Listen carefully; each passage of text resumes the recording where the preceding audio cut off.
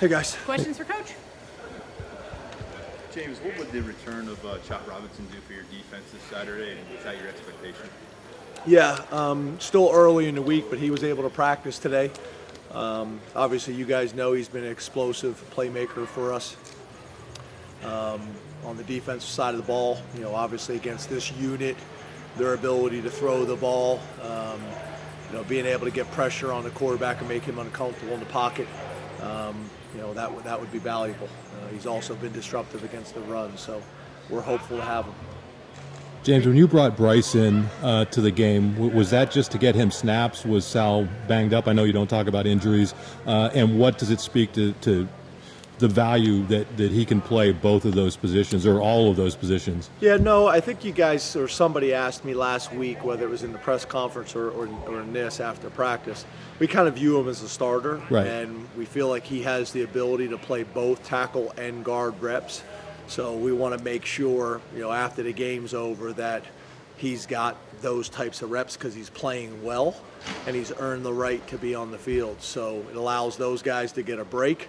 But it also allows him to get on the field and play well. And right now he's been able to handle both tackle and guard. I wasn't sure about that before the season started, if he'd be able to handle both positions, but he has. So that's been good. Obviously during the game, games in general, there's things that come up that could factor in that as well. But that was part of the plan anyway. Right. James, Ohio State is converting 100% of their red zone opportunities. What makes them so difficult to stop, and how do you guys try to stop them once they kind of get deep into your own territory? Yeah, they got a good scheme. They got a bunch of weapons. They've done a really good job. There's no doubt about it. But I think like we've talked about in the past, when you talk about red zone offense, when you're able to run or throw the ball, that's valuable down there.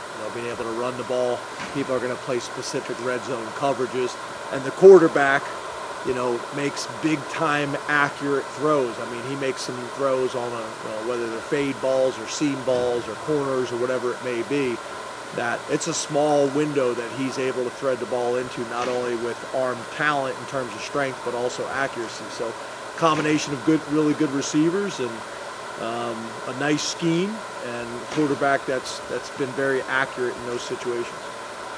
How do you go about making hard choices? Because certain teams present situations where you have to decide if you're going to defend one thing or the other. Without deciding for speed, what are the things that go into deciding what you're going to focus on trying to think about? Yeah, I think like anything, right? It's based on your personnel and schemes and their personnel schemes, what's going to give you the best opportunity to be successful against that opponent. And obviously you rep those things during the week. We have scout teams and what we call D-squad teams that are talented enough to give us pretty realistic looks, and sometimes a couple of ideas you have, you throw out, after Tuesday and Wednesday. You don't feel good about it once you get out here.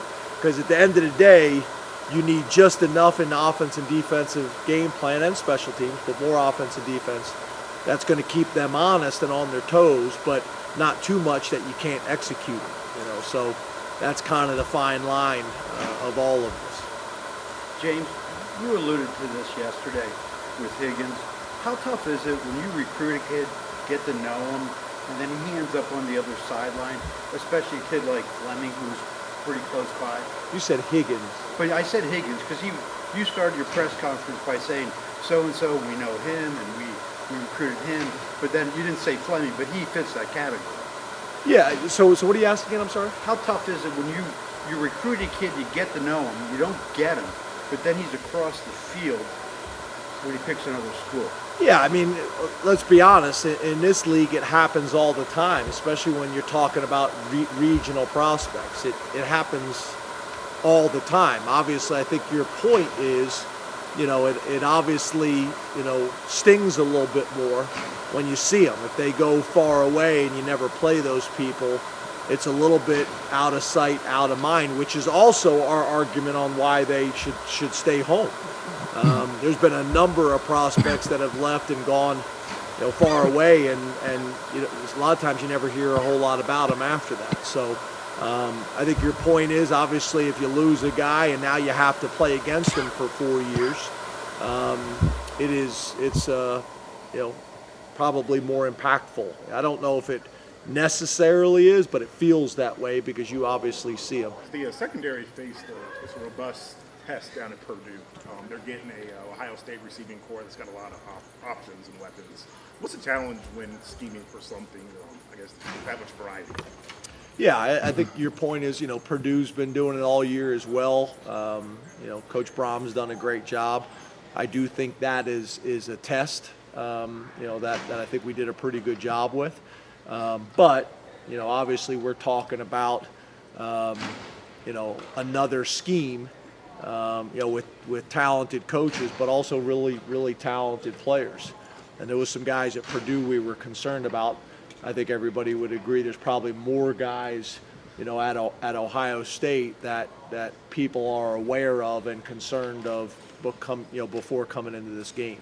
So, I think that's the challenge, right? Is when you got somebody on the right side of the field that's a problem, and somebody's on the left side of the field that's a problem, and somebody that's in the slot that's a problem, and then somebody in the backfield that's a problem.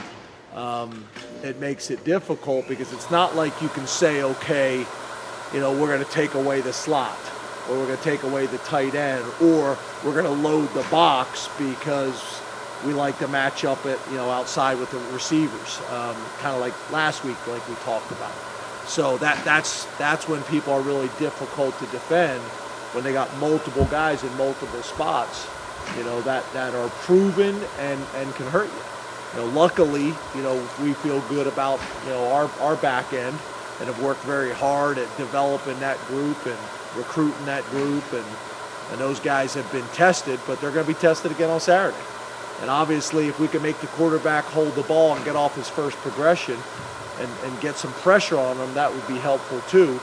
It just hasn't been a whole lot of people that have been able to do that up to this point. I thought Central Michigan, to take you back beyond weeks you're even thinking about anymore, had success against you guys doing some weird things that kind of fell outside of their character maybe. Yep.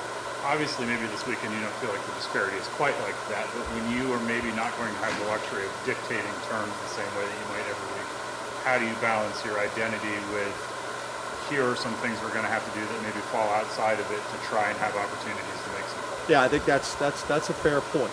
You're going to have to do some things this week on offense, defense, and special teams that are going to give Ohio State pause to say, well, what are they doing here? This isn't what we expected.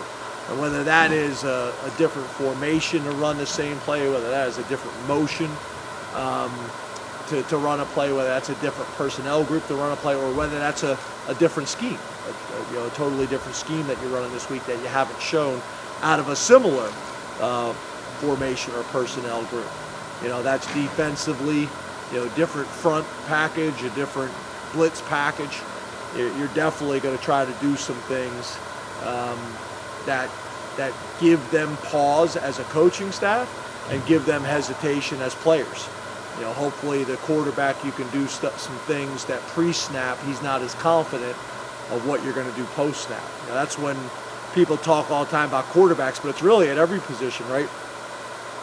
When does the game slow down for them? When they're able to anticipate, when they got a pretty good idea pre-snap what you're going to do post-snap. That's the same thing with Tig at safety, having a pretty good idea pre-snap of what they're probably going to run out of this formation in this field zone. James, is there anything that you wanted to say at this point about the Big Ten schedule next year? I know it's something you addressed at Media Day, but it actually came out and you're on the road again. Or is that something you'd prefer to talk about later? Yeah, I'd prefer to talk about it later. Pat's already addressed it. I could bring it up and then do another dramatic pause for a couple seconds and go from there. James, piggybacking off what Ben asked, when you self-scout throughout the week heading into a big matchup like this, how much do you sort of game plan doing your own tendency breakers, right? Like if you do something 80% of the time, you're like, okay, this is the time that we're going to break that tendency because of the matchup. Yeah, I think you really have to do that every week. But if you haven't really made significant changes every other week, you're going to have to do it definitely every other week. And then I think the other thing is, you've spent some time on some of these people in the summer. and have come up with a few ideas, over the summer as well. Those things could pop up for you. But yeah, I think, it's a fine line, right? Because the other thing is you have tendencies because you're good at something. So, the most important thing is you need to be aware of what your tendencies are on offense, defense, and special teams, and either be comfortable with what they are or what can we do to complement it. We ran this play in this field zone out of this personnel group. What is the complementary play? What is the complementary coverage? What is the complementary blitz to show one thing and then be able to bring another? Thank you, Coach. Thanks, guys. Thanks. James.